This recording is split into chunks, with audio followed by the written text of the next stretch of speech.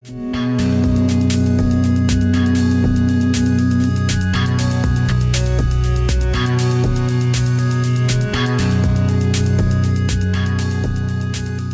I was looking at the worship life of the American church, I was noticing that lament and something like the book of Lamentations was absent in so much of our worship life.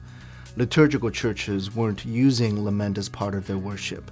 Lament and lament psalms were not appearing in church hymnals. Contemporary worship songs were ignoring the theme of lament. And I was asking the question why that's the case. Why is it that in our typical American churches, we don't want to engage in a very important spiritual practice that we find throughout Scripture, which is the practice of lament?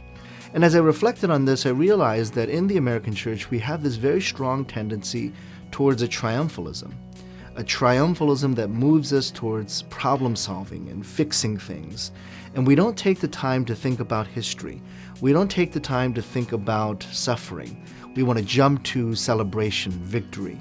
And I think in that we're missing a very important spiritual discipline, a very important part of our spiritual lives. The context of Lamentations is that it occurs right after the fall of Jerusalem, and the able-bodied men, leaders, the educated, the able-bodied are all taken away into exile. And the only ones left in Jerusalem are the poor, are the women, the children, the elderly, the lame, the blind, those who we would consider to be on the margins of our society. And yet those are the voices that emerge in the book of Lamentations. Lament challenges us to say, maybe we don't have all the answers. Maybe I don't know everything there is to know about God. And in fact, I need the stories of others. I need the reality of the experience of those who have suffered, because that's a part of God that I don't know. So I think this is about discipleship as well, that we're being discipled into the faith by those who have a different set of stories than we do, have a different experience set than we do. And that's not a bad thing, that's a wonderful thing, that God has been gracious enough to reveal himself to us, not only through victory, but also through suffering. I found myself being very personal in this book, writing about my dad's passing, writing about my mom's prayer life, writing about things that maybe are not what you typically see in a commentary. So I am hoping that people realize that the Bible is not just an abstracted book that's used as kind of a blunt instrument to further our political aims or our understanding of philosophical ideas.